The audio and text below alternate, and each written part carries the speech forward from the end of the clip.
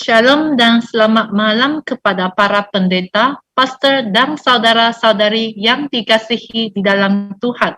Dalam nama Tuhan Yesus Kristus, kita memulakan kebaktian pada hari ini. Jemaah Tuhan, mari kita masuk dalam serang ibadah, siapkan diri kita di hadirat Tuhan, doa senyap dan membuat pengakuan dosa.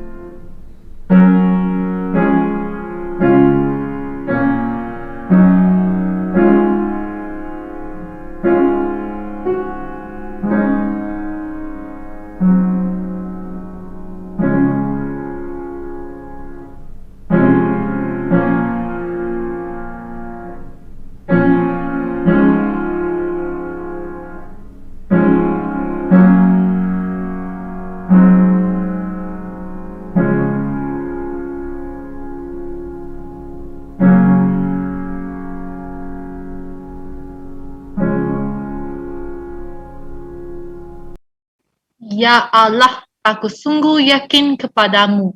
Aku hendak menyanyi dan memuji Engkau. Bangunlah hai jiwaku, bangunlah hai gambus dan kecapi. Aku akan membangunkan matahari. Jemaat Tuhan, sila berdiri semua. Mari kita bersama-sama menaikkan pujian kepada Tuhan dengan menyanyikan lagu Tiada Ternilai.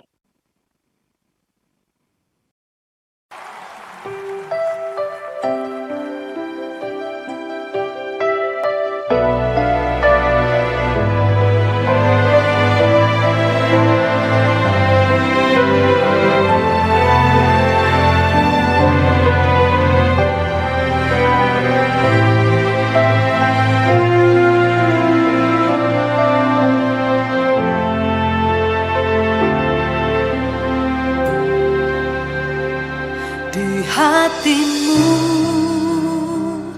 terukir namaku, di matamu terlukis wajahku, bukan karena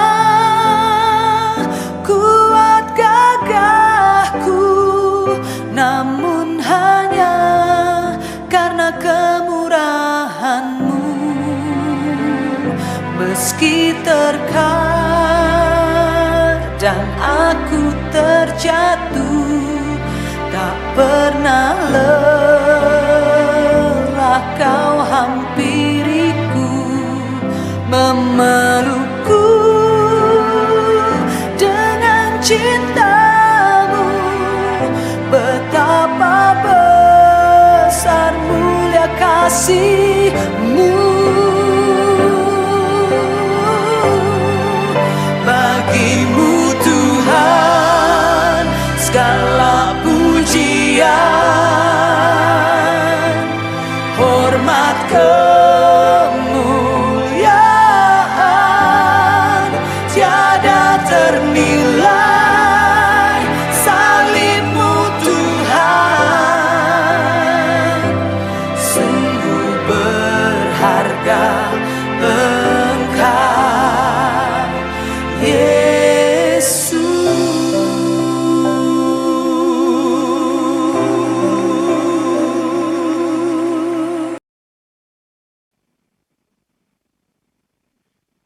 Pengenalan akan Tuhan. Allah itu roh dan barang siapa menyembah Dia harus menyembahnya dalam roh dan kebenaran. Kemuliaan dikembalikan kepada Tuhan. Allah adalah terang. Jika kita hidup di dalam terang sama seperti Dia hidup di dalam terang, maka kita bersekutu dengan yang lain serta dengan anaknya Yesus Kristus. Kemuliaan dikembalikan kepada Tuhan. Tuhan adalah Maha Kuasa. Orang-orang yang menantikan Tuhan mendapat kekuatan baru. Mereka bagaikan Raja Wali yang terbang tinggi. Mereka berlari tanpa merasa letih dan mereka berjalan tanpa merasa lesu. Kemuliaan dikembalikan kepada Tuhan. Allah adalah pengasih. Lihatlah betapa besarnya kasih yang dikurniakan oleh Bapa kepada kita, sehingga kita disebut anak-anak Allah. Dia telah menyerahkan nyawanya untuk kita. Dengan itu, kita dapat mengetahui kasih Tuhan. Kemuliaan dikembalikan kepada Tuhan.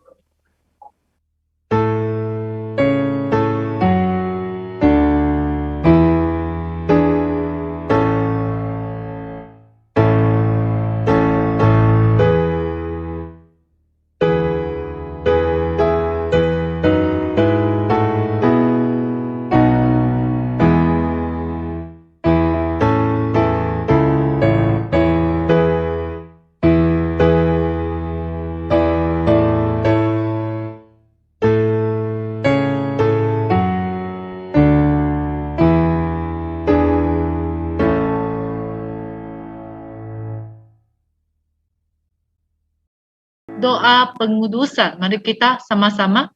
Tuhan yang Maha Kuasa, setiap sanubari nyata dan jelas di hadapan Tuhan.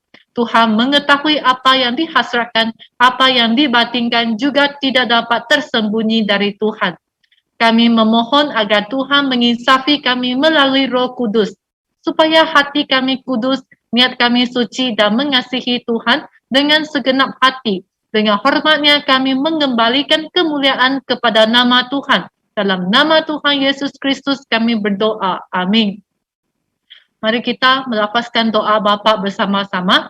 Bapa kami yang di syurga, dikuduskanlah namamu. Datanglah kerajaanmu, jadilah kehendakmu di bumi seperti di syurga.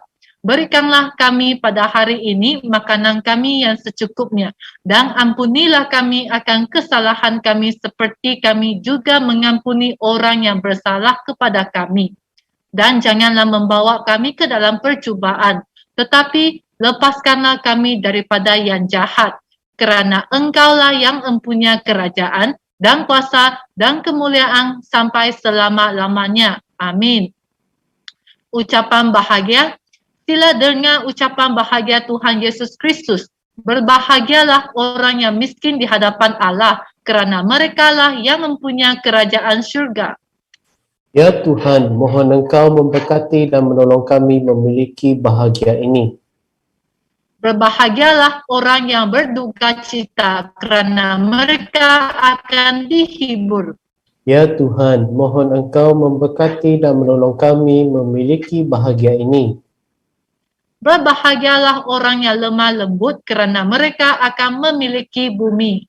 Ya Tuhan, mohon Engkau memberkati dan menolong kami memiliki bahagia ini. Berbahagialah orang yang lapar dan haus akan kebenaran, kerana mereka akan dipuaskan. Ya Tuhan, mohon Engkau memberkati dan menolong kami memiliki bahagia ini. Berbahagialah orang yang murah hatinya, kerana mereka akan beroleh kemurahan. Ya Tuhan, mohon Engkau memberkati dan menolong kami memiliki bahagia ini. Berbahagialah orang yang suci hatinya, kerana mereka akan melihat Allah. Ya Tuhan, mohon Engkau memberkati dan menolong kami memiliki bahagia ini. Berbahagialah orang yang membawa damai, kerana mereka akan disebut anak-anak Ya Allah. Tuhan, mohon Engkau memberkati dan menolong kami memiliki bahagia ini. Berbahagialah orang yang dianiaya oleh sebab kebenaran, kerana merekalah yang mempunyai kerajaan Ya syurga. Tuhan, mohon Engkau memberkati dan menolong kami memiliki bahagia ini. Hukum yang terutama. Dengarlah Tuhan Yesus Kristus berkata, kasihilah Tuhan Allahmu dengan segenap hatimu dan dengan segenap jiwamu dan dengan segenap akal budimu. Inilah hukum yang pertama dan yang terutama. Hukum yang seterusnya juga serupa demikian, yaitu kasihilah sesama manusia seperti dirimu sendiri. Sama-sama, mohon Tuhan berbelas kasihan kepada kami dengan kesemua perintah dengan ini kesemua perintah ini dipahatkan kami. di dalam hati kami. Pengakuan dosa. Tuhan Allah yang Maha Kuasa, Bapa Tuhan Yesus Kristus, Tuhan pencipta makhluk, Tuhan yang menghakimi segala insan, percakapan, kelakuan dan niat kami selamat ini banyak melakukan dosa dan menimbulkan kemurkaan Tuhan. Kini kami menyesal, mengakui dosa kami dan bertaubat. Kami berdoa agar Tuhan yang Maha Penyayang kasihanilah kami dan ampunilah segala dosa kami dalam Tuhan Yesus Kristus. Berkatilah kami agar kami dapat berubah menjadi baru, mentaati kehendak Tuhan, melayani Tuhan dan menyenangkan hati Tuhan. Segala hormat dan mulia dikembalikan kepada nama Tuhan yang kudus. Dalam nama Tuhan Yesus Kristus kami berdoa. Amin. Doa pengampunan. Tuhan yang Maha Kuasa, Tuhan Bapa kami yang di syurga, Tuhan pernah berjanji akan mengampuni sesiapa yang mengakui dosa dan bertaubat serta beriman kepada Tuhan. Kini kami berdoa agar Tuhan mengasihanilah kami dan ampunilah dosa kami. Selamatkanlah kami daripada segala dosa kami. Tolonglah kami dan kuatkanlah kami untuk melakukan perkara yang baik. Berikanlah hidup yang kekal kepada kami. Dalam nama Tuhan Yesus Kristus kami berdoa. Amin. Firman Tuhan yang menghiburkan. Dengarlah firman Tuhan dalam Alkitab kepada orang-orang yang rendah hati dan bertaubat.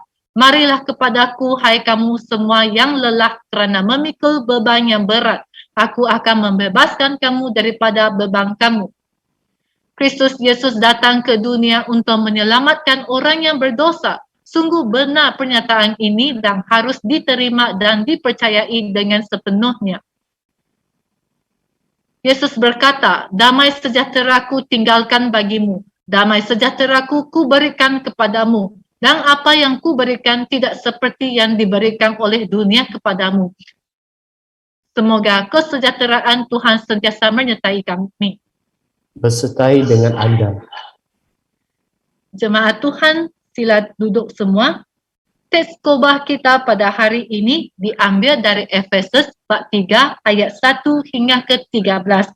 Dan tema khotbah kita pada hari ini ialah keselamatan kita adalah karya Allah. Kita serahkan kepada Pastor Gev. Shalom saudara dan saudari yang saya kasihi dalam nama Tuhan kita Yesus Kristus. Seperti mana pemimpin kebaktian katakan, tema khotbah kita pada hari ini iaitu keselamatan kita adalah karya Allah. Dan diambil dari Efesus bab yang ketiga, ayat yang pertama hingga ayat yang ke-13. Bagi sesiapa yang belum membuka Alkitab, jadi inilah teks perkongsian firman Tuhan pada hari ini diambil dari Efesus bab yang ketiga, ayat 1 hingga ayat yang ke-13. Nah, jadi sebelum kita membacakan ayat firman Tuhan ini, jadi saya ada pertanyaan untuk kita ataupun teka-teki bagi kita, ya, iaitu pada hari ini, iaitu teka-teki saya berbunyi demikian ataupun saya ingin kamu saling menyoal di antara satu dengan yang lain, baik ibu ataupun bapa ataupun bersama dengan anak. Kamu saling bertanya, apakah khotbah pada minggu lepas ataupun apakah tajuk khotbah pada minggu lepas ataupun apakah isi-isi firman Tuhan pada minggu lepas. Sila bertanya, ambil masa 1 minit ataupun setengah minit begitu, kamu saling bertanya di antara satu dengan lain. Saya akan bagi masalah. Okey? Sila kongsikan apakah tema pada minggu lepas.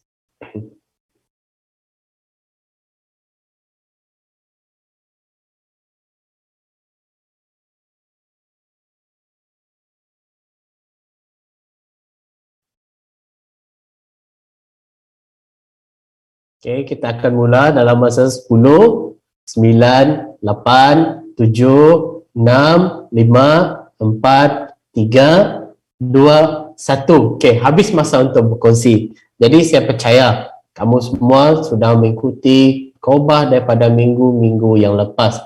Jadi daripada surat Efesus. Jadi pada minggu lepas, khususnya Pastor Dorothy menyampaikan khotbah yang bertajuk dalam Yesus kita bersaudara. Nah, khotbah yang disampaikan oleh Pastor Dorothy pada minggu lepas, saya tertarik dengan penyataan yang dia berikan ataupun galian daripada firman Tuhan yang dia kongsikan kepada kita semua. Itu berkaitan dengan kita, iaitu sebagai anak-anak Tuhan, kita telah bersatu, iaitu kesatuan kita dalam tubuh Kristus. Nah, kita bersatu dalam tubuh Kristus. Jadi, siapapun kita, dari manapun kita, bangsa apapun kita, asal kita sudah percaya kepada Kristus, kita telah dipersatukan sebagai tubuh Kristus. Jadi, pertanyaan bagi kita, nah, mengapa kita dapat bersatu pada hari ini? Hal ini karena karya Allah ataupun karya daripada Allah, itu perbuatan kasih yang telah dilakukan Allah melalui anaknya, siapa? Yesus Kristus di atas kayu salib. Jadi tercurahnya darah Kristus bagi kita, bagi semua orang yang berdosa, jadi kita dapat bersatu dengan Allah. Jadi pada hari ini, iaitu saya ingin menyambung khotbah daripada minggu lepas dengan membawakan tema keselamatan kita adalah karya Allah. Mari kita membacanya firman Tuhan ini bersama-sama dari ayat yang pertama hingga ayat yang ke-13. Itulah sebabnya aku, Paulus, dipenjarakan kerana Kristus Yesus untuk kepentingan kamu, orang bukan Yahudi. Tentu kamu sudah mendengar berita bahawa Allah kerana rahmatnya telah memberi aku tugas ini untuk kepentingan kamu. Allah menyatakan rancangannya yang dirahsiakan dan memberitahukannya kepadaku. Hal itu sudah aku tulis dengan singkat. Jika kamu membacanya, kamu akan memahami pengertianku tentang rahsia Kristus. Pada masa yang lampau, manusia tidak diberitahukan rahsia itu, tetapi sekarang Roh Allah telah menyatakannya kepada para rasul dan nabi yang mengabdikan diri kepada Allah. Inilah rahsia itu. Melalui berita baik itu, orang bukan Yahudi turut menerima berkat Allah bersama-sama orang Yahudi. Orang bukan Yahudi menjadi anggota daripada tubuh yang sama dan menerima apa yang dijanjikan oleh Allah melalui Kristus Yesus. Ayat yang ke-7, Allah merahmati aku dan melalui kuasanya dan berkatnya dalam diriku, aku ditugaskan untuk mengisytiharkan berita baik itu. Akulah yang paling hina antara umat Allah. Namun Allah mengurniai aku tugas istimewa untuk mengisytiharkan berita baik kepada orang bukan Yahudi. Berita baik itu tentang berkat-berkat yang tidak terhingga daripada Kristus. Aku juga harus menjadikan semua orang tahu bagaimana Allah melaksanakan rancangannya yang dirasakan itu. Allah, pencipta semesta alam ini, merahsiakan rancangannya sejak dahulu, supaya sekarang melalui jemaah, semua orang yang memerintah dan yang berkuasa di angkasa dapat mengetahui pelbagai ragam kebijaksanaan Allah. Melalui Kristus Yesus Tuhan kita, Allah melakukan hal itu seperti yang dirancangnya sejak permulaan. Karena kita percaya kepada Kristus dan hidup bersatu dengan Dia, kita berani datang ke hadirat Allah dengan penuh keyakinan. Oleh itu, janganlah tawar hati oleh sebab aku mengalami penderitaan kerana kamu. Semuanya untuk kebaikan kamu. Jadi, itulah pembacaan teks firman Tuhan kita pada hari ini. Nah, seperti mana kita tahu, melalui kematian dan kebangkitan Yesus, manusia yang terpisah dari Allah, iaitu kita pada waktu dulu sebelum mengenal Allah.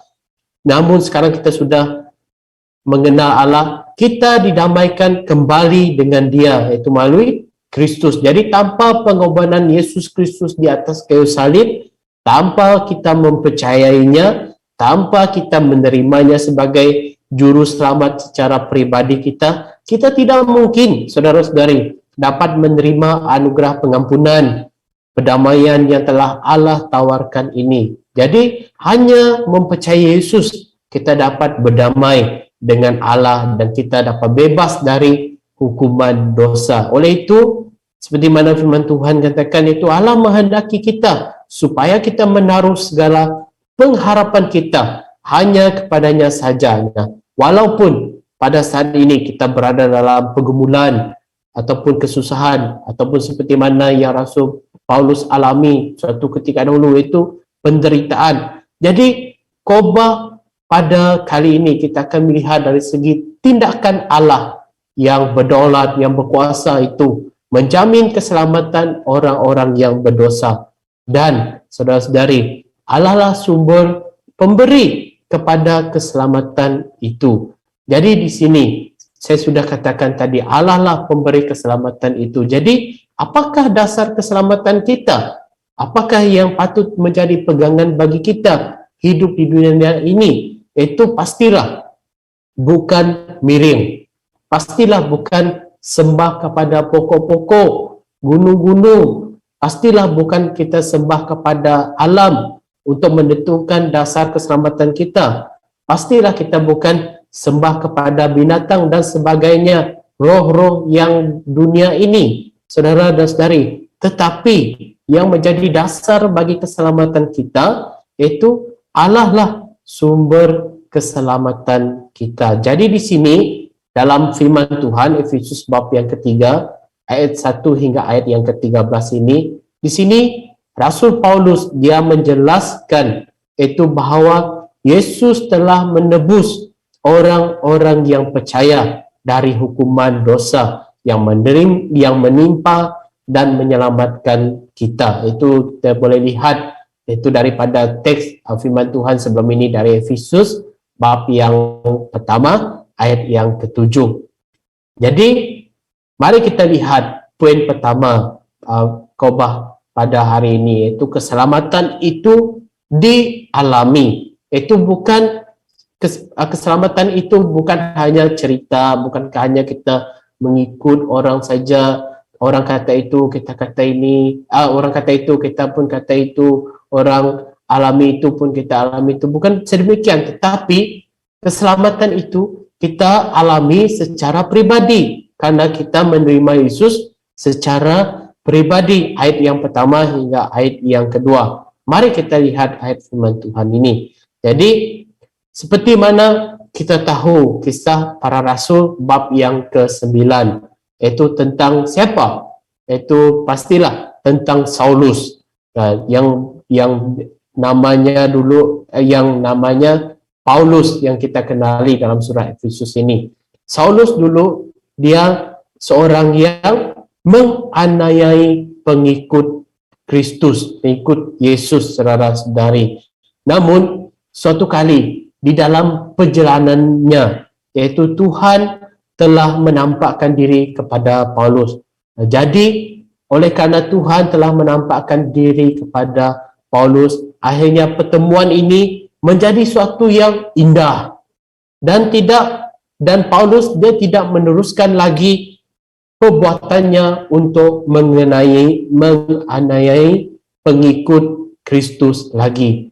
Dalam arti kata lain, dia bertaubat setelah mengalami perjumpaan dengan Tuhan secara pribadi. Langsung dia beriman kepada Tuhan. Dan sekaligus kita dapat membaca banyak surat-surat yang ditulis oleh Rasul Paulus. Dia menjadi alat bagi Tuhan untuk memberitakan namanya, mengkabarkan berita baik kepada bangsa-bangsa lain. Seperti mana firman Tuhan katakan, baik kepada orang Yahudi maupun bukan orang Yahudi. Jadi di kemudian hari, oleh kerana Rasul Paulus dia berjuang untuk memberitakan berita baik ini, namun ada cabaran di dalam kehidupannya, dalam dia mengkabarkan berita baik, dalam dia menjadi alat bagi Tuhan. Dia menderita oleh kerana nama Kristus.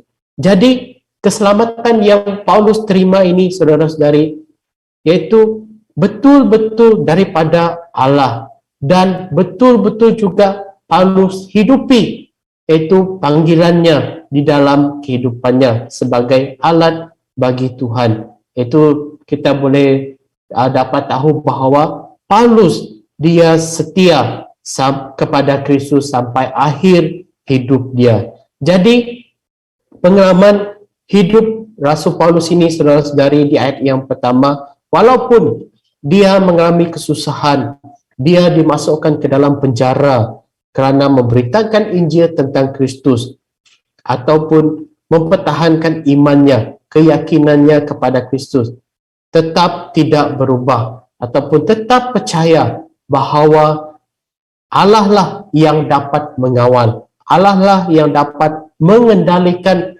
segala sesuatu keadaan yang mana manusia tidak mampu kawali, iaitu penderitaan, saudara-saudari. Jadi mengapa Paulus boleh mempunyai hidup ataupun mempunyai ciri hidup yang sedemikian, yang begitu yakin akan keselamatannya, bahawa di dalam tangan Tuhanlah dia selamat, itu kerana inilah perjumpaan secara pribadi. Dia mengalami Kristus di dalam kehidupannya. Dia tidak mundur, saudara-saudari, walaupun banyak cabaran yang dia hadapi. Dia dipenjara di Roma, dia dibuat begini begitu. Jadi kenapa? Karena dia sudah mengalami pembaharuan dari segi kerohaniannya. Jadi ia telah mengalami kasih karunia Allah, seperti mana saya katakan tadi, mengalami pembaharuan rohani. Jadi oleh kerana keselamatan itu dialami oleh Rasul Paulus, dia tidak menyimpan berita baik, berita keselamatan itu untuk dirinya sendiri. Dia mengkabarkannya kepada orang-orang lain. Jadi bagaimana ia menyerahkan segala hidupnya, saudara-saudari. Bahkan ia mempunyai tugas yang khusus daripada Tuhan untuk memberitakan Injil Kristus kepada orang lain yang belum percaya kepada Tuhan ataupun kepada bangsa yang lain. Nah, jadi pada hari ini, apakah kita masih ragu-ragu akan keselamatan kita yang telah kita terima ini, ataupun yang telah kita akui di hadapan Tuhan bahawa kita percaya kepada Tuhan Yesus dan menerimanya secara pribadi ke dalam hidup kita dan menjadi juru selamat kita?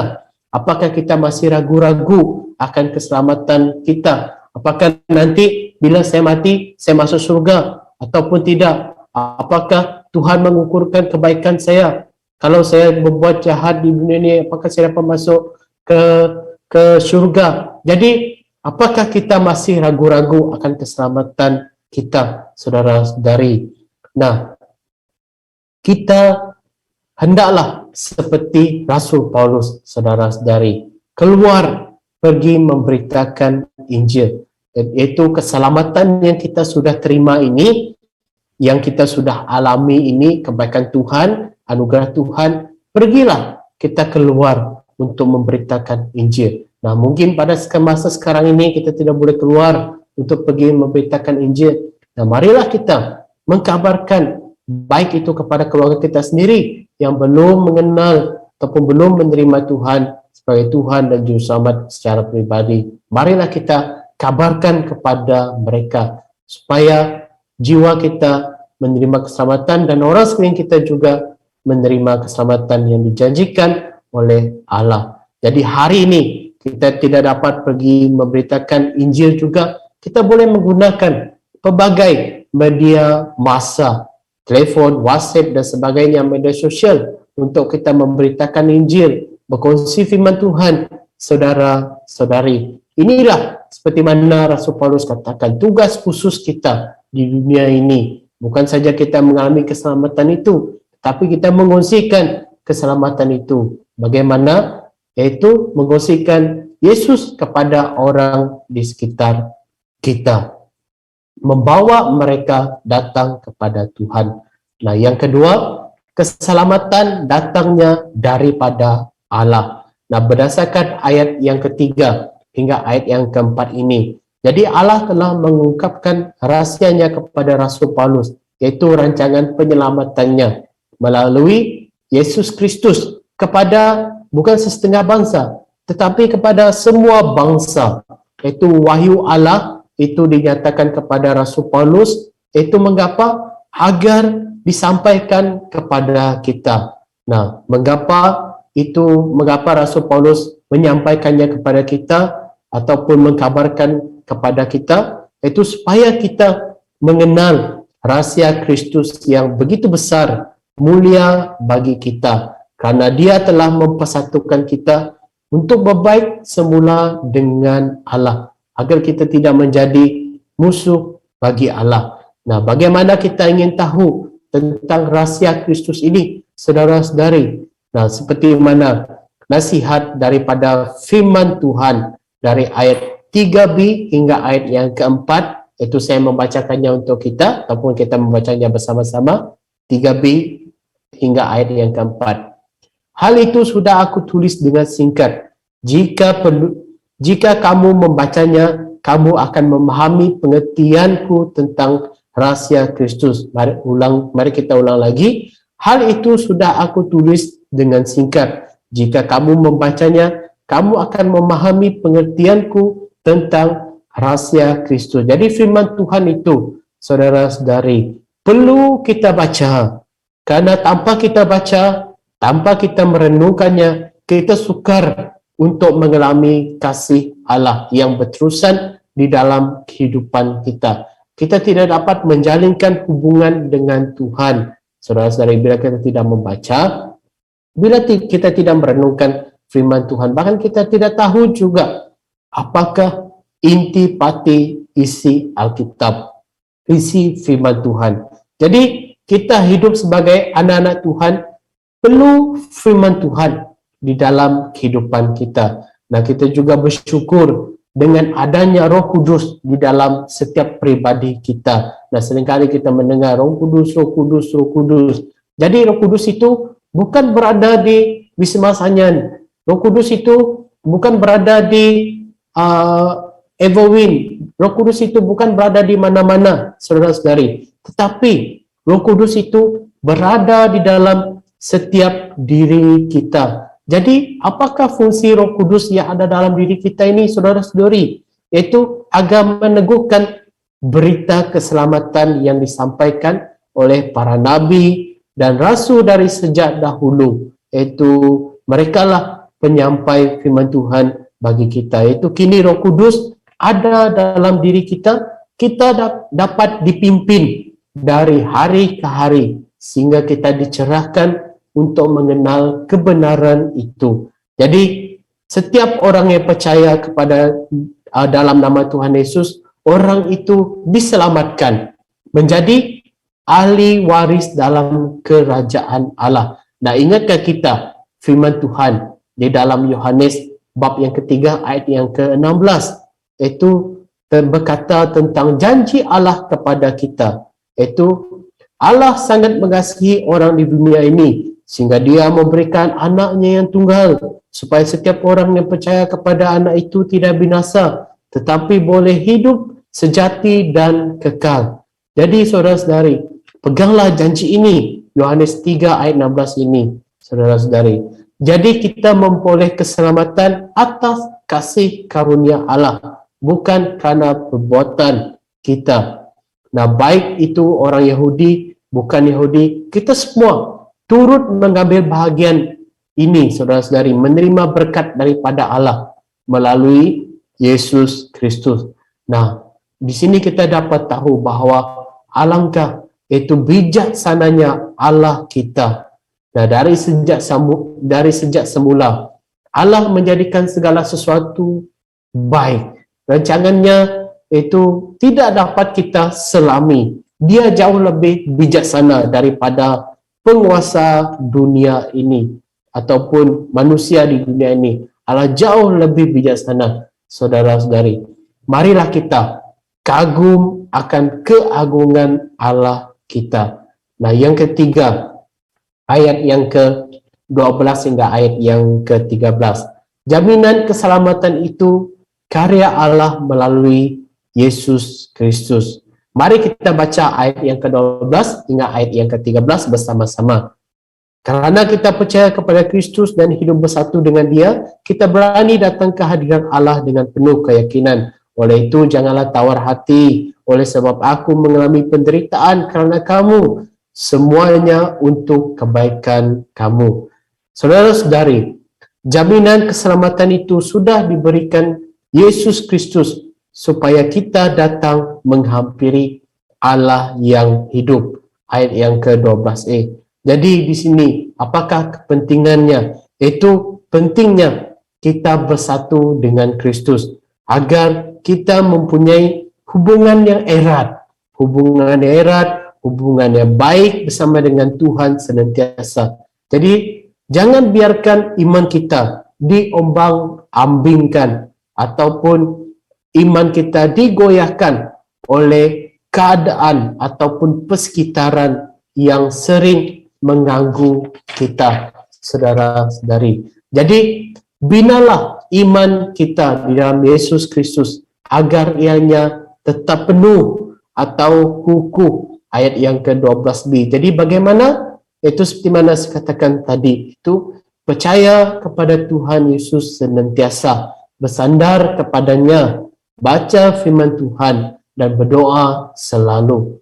Nah, jadi jaminan keselamatan yang datang daripada Allah Bapa akan membuat kita berdiri teguh di dunia ini yang penuh dengan kesesakan dan godaan seperti mana ayat yang ke-13 katakan. Jadi di sini kita dapat lihat, dapat bukti bahawa betul, iaitu seperti mana Rasul Paulus sekalipun dia menghadapi ujian iman yang berat di dalam kehidupannya, dia tetap mengikuti Yesus, dia tetap memberitakan Injil tentang keselamatan yang datang daripada Tuhan. Nah, apabila kita melihat di perjanjian lama, iaitu Nabi Yeremia, dia juga dipakai Allah untuk memperingatkan bangsa Yehuda atas ketidaksetiaan dan keberdosaan mereka. Itu apa yang mereka lakukan? Penyembahan berhala. Dan jadi menyebabkan mereka dihukum dengan berbagai ganjaran seperti kekeringan, kelaparan dan serangan bangsa asing ke negeri mereka. Jadi di sini Allah memakai Yeremia iaitu untuk bernabuat bahwa hukuman Tuhan akan menimpa mereka kalau mereka tidak bertobat. Jadi ini terbukti benar ketika Allah memakai tentera Babel sebagai alatnya untuk menghukum kerajaan Yehuda. Ini kita boleh rujuk dalam Yeremia bab yang ke-25 ayat yang ke-9 dan Yeremia bab yang ke-52 ayat yang ke-1 hingga ayat yang ke-30. Jadi di sini Tuhan menunjukkan dirinya di dalam pribadi dan karya Yesus Kristus. Ia menyelamatkan kita, saudara-saudari, dari hukuman pemati ataupun pemati, supaya kita turut mengambil bahagian di dalam kerajaan anaknya, iaitu kerajaan syurga, iaitu agar kita mempunyai hidup yang kekal bersatu dengan Tuhan, memperoleh hidup penghidup ti meruan belama-lamanya. Maka daripada itu, saudara-saudari, iaitu kekuatan Allah hendaklah kita dapat diandalkan di dalam kehidupan kita. Nah, sebagaimana ia memperkenalkan dirinya di dalam Yesus Kristus, ya, keyakinan ini sekaligus dapat menjadi penghiburan besar di dalam kehidupan kita, agar kita tetap bergantung kepada Allah, saudara-saudari. Mari kita lihat Yeremia bab yang pertama hingga ayat yang kelima berkata, sebelum aku membentuk engkau dalam rahim ibumu dan sebelum engkau dilahirkan, aku sudah memilih dan melantik engkau menjadi nabi bagi bangsa-bangsa. Kita umat pilihan Allah, saudara-saudari. Kita dipakai oleh Tuhan untuk mengerjakan tugasnya di muka bumi ini. Jadi Allah yang kita kenal melalui Yesus Kristus juga dapat kita percayai, yang berdaulat walaupun di dunia ini terdapat banyak pengajaran yang membingungkan ataupun situasi yang membingungkan kita, pada hari ini, tetapi Allah tetap menyatakan dirinya yang maha kuasa, maha unggul, yang tidak tertandingi, saudara-saudari, oleh apapun. Dialah satu-satunya kebenaran, keselamatan. Marilah kita mengisytiharkan berita keselamatan itu. Nah, ia juga menghendaki kita supaya kita tidak takut menghadapi segala tentangan di dunia ini, karena Dia berkuasa untuk menolong dan memberikan kita jalan keluar bagi kita di dalam Kristus. Nah, marilah kita hidup bersatu dengan Kristus. Jadi, saya ingin membacakan untuk kita Roma bab yang ke-8, ayat yang ke-38 hingga ayat yang ke-39. Roma bab yang ke-8, ayat yang ke-38 hingga ayat yang ke-39. Sebab aku yakin bahawa baik maut maupun hidup, baik malaikat-malaikat maupun pemerintah-pemerintah, baik yang ada sekarang maupun yang akan datang, atau kuasa-kuasa, baik yang di atas maupun yang di bawah, ataupun sesuatu makhluk lain, tidak akan dapat memisahkan kita dari kasih Allah yang ada dalam Kristus Yesus Tuhan kita. Amin. Dengan ini, saya serahkan kepada pemimpin kebaktian. Jemaat Tuhan, sila berdiri semua. Mari kita berdoa dalam doa iman rasuli untuk meneguhkan kepercayaan kita dalam iman. Aku percaya kepada Allah, Bapa yang Maha Berkuasa, Khalik langit dan bumi, dan kepada Yesus Kristus, anaknya yang tunggal Tuhan kita, yang dikandung daripada Roh Kudus, lahir dari anak darah Maria, yang menderita sengsara di bawah pemerintahan Pontius Pilatus, disalibkan mati, dikuburkan, turun ke dalam kerajaan maut. Pada hari yang ketiga bangkit pula daripada antara orang mati, naik ke syurga, duduk di sebelah kanan Allah Bapa yang Maha Berkuasa, dan dari sana Ia akan datang untuk menghakimi orang yang hidup dan yang mati. Aku percaya kepada Roh Kudus, gereja yang kudus dan am, persekutuan orang kudus, pengampunan dosa, kebangkitan tubuh, dan hidup yang kekal. Amin. Jemaat Tuhan, sila duduk semua. Mari kita menyanyikan lagu Aku Berserah sebagai respon kesyukuran kita kepada Tuhan.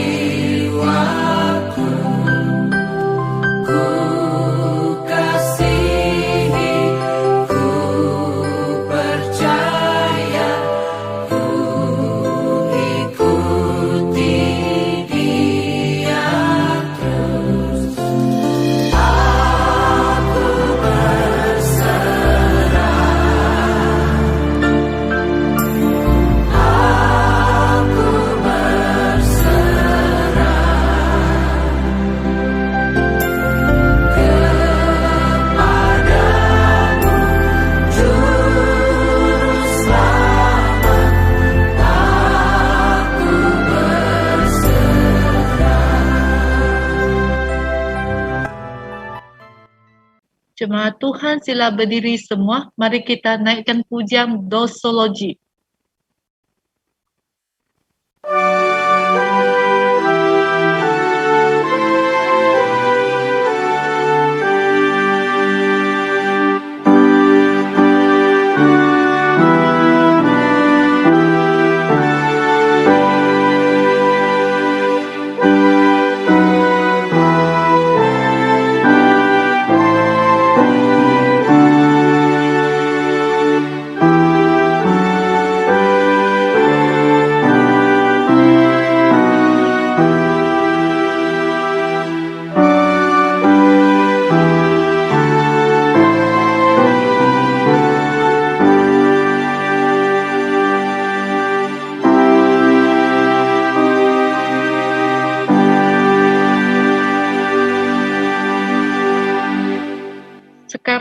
adalah jemputan untuk perjamuan kudus, sila siapkan diri kita di hadirat Tuhan.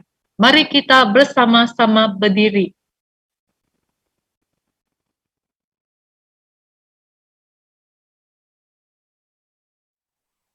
Sekiranya kamu benar-benar mengisau dan bertaubat, ingin berdamai dengan orang, berhasrat berubah menjadi baru, mematuhi hukum Tuhan dan mentaati firman Tuhan, maka datanglah ke hadapan dengan iman untuk menerima perjamuan kudus supaya kamu beroleh penghiburannya. Terlebih dahulu bersujud, berdiri dengan rendah hati dan mengakui dosa di hadapan Tuhan yang Maha Kuasa. Kamu haruslah bersandar kepada Tuhan.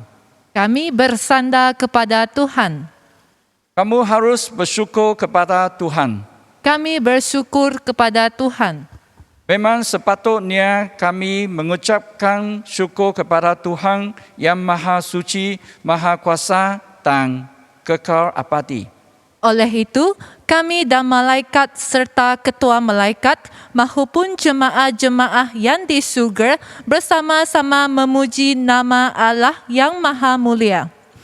Kami sentiasa memuji Tuhan dan mengatakan, Suci, suci, sucilah Tuhan, Allah Khalik langit dan bumi. Keagungan dan kemuliaan Allah memenuhi langit dan bumi.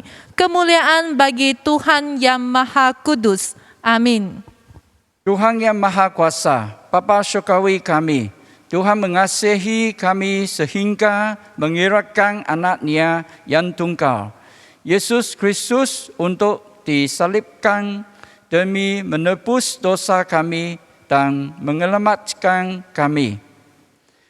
Tuhan Yesus Kristus mengorbankan dirinya di atas kayu salib sebagai korban penebusan yang sempurna. Dia telah mengatakan perjamuan kudus supaya kami sentiasa mengingati kematiannya dan pengorbanannya. Dalam buku Injil, dia memesan kami supaya selalu mengatakan perjamuan kudus sehinggalah kedatangannya pada kali kedua. Pada malam ketika Tuhan Yesus dikhianati, dia mengambil roti, mengucap syukur kepada Allah dan membahagikan roti itu kepada pengikut-pengikutnya sambil berkata, ambillah dan makanlah, inilah tubuhku yang diberikan untuk kamu. Lakukanlah hal ini untuk mengenang aku.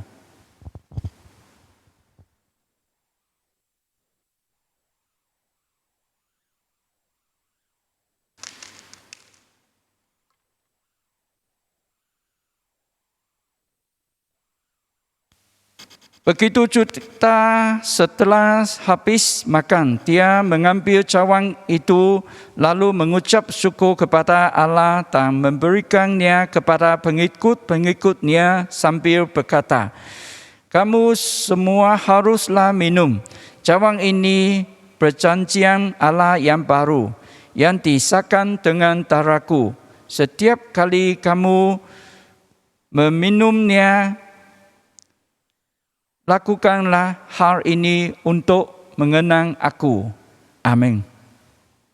Sekarang dengan rendah hati bersujud dan memohon kepada Bapa yang Maha Pengasih agar kabulkan doa kami. Berkatilah kami supaya kami dapat menuruti perintah anak Tuhan, yaitu penyelamat kami, Yesus Kristus, mengingati kematian dan pengorbanannya.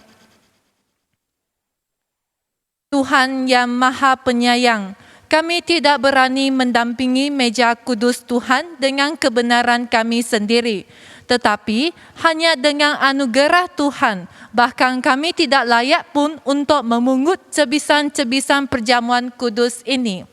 Hanya Tuhan yang kekal abadi mengasihi kami. Kami berdoa agar Tuhan memberkati kami supaya kami dilayakkan untuk menerima tubuh dan darah Anak Tuhan Yesus Kristus yang Maha Kudus, supaya kami memperoleh hidup dan manfaat. Kami ditebus dan dikuduskan dengan darah Yesus yang suci. Dengan itu, kami dapat sentiasa tinggal di dalam Kristus dan Kristus juga tinggal di dalam kami. Amin. Segala yang dijemput mengetahui jamuan kudus adalah bahagia. Kami perlu sentiasa bersuka cita, serah segala kemuliaan kepada Tuhan.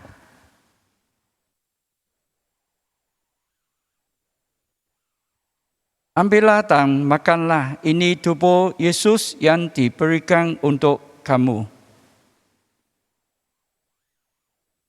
Inilah darah Yesus yang dicurahkan untuk banyak orang, darah yang mengesahkan perjanjian Allah yang baru.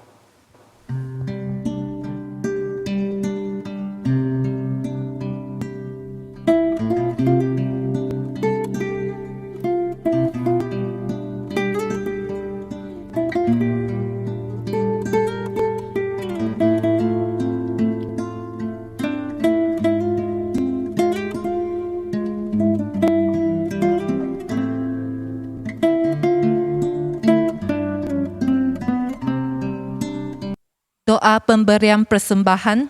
Tuhan Bapa, Allah yang berkekalan, Anda telah memberkati dan menerima kami, menjadikan kami anggota badan yang aktif dalam juru selamat Yesus Kristus, dalam tubuh dan darah yang suci, menggunakan Roh Kudus menjaga kami. Sekarang, minta Anda menjemput kami berjalan dalam perjalanan yang aman. Berikanlah tenaga dan keyakinan serta sepenuh hati dalam melayani dan menyembah Anda. Segala ini berkandung kepada Tuhan Yesus kita. Amin. Kemuliaan bagi Tuhan. Termulialah Allah di langit yang tertinggi. Kesejahteraan di atas bumi dikembalikan kepada umat yang diperkenankan oleh Tuhan. Kami memuji, menyembah dan memuliakan Tuhan. Bersyukurlah kepada Tuhan kerana kemuliaan-Nya. Bapa Syurgawi, Allah Bapa yang Maha Kuasa dan Kudus, Anak Tunggal Allah, Tuhan Yesus Kristus, Raja segala Raja, Anak Domba, Anak Allah Bapa yang Kudus, Tuhan yang menebus dosa manusia, kasihanilah kami. Kerana hanya Yesus Kristuslah satu-satunya yang kudus. Hanya Yesus Kristuslah satu-satunya Tuhan. Hanya Yesus Kristus dan Roh Kudus dalam kemuliaan Allah Bapa ditinggikan bersama-sama. Amin. Doa berkat. Semoga kesejahteraan daripada Allah yang tidak mungkin difahami oleh manusia akan menjaga hati fikiran kamu. Percayalah dan yakinlah kepada Tuhan Allah dan Anak Allah, Tuhan Yesus Kristus selama-lamanya. Semoga Tuhan Allah, Anak Tuhan dan Roh Kudus selalu mengetahui kamu semua. Amin. Jemaat Tuhan, silakan duduk semua. Mari kita masuk ke dalam saat teduh, bersalaman dan sejahtera bersurai. Tuhan memberkati kita semua.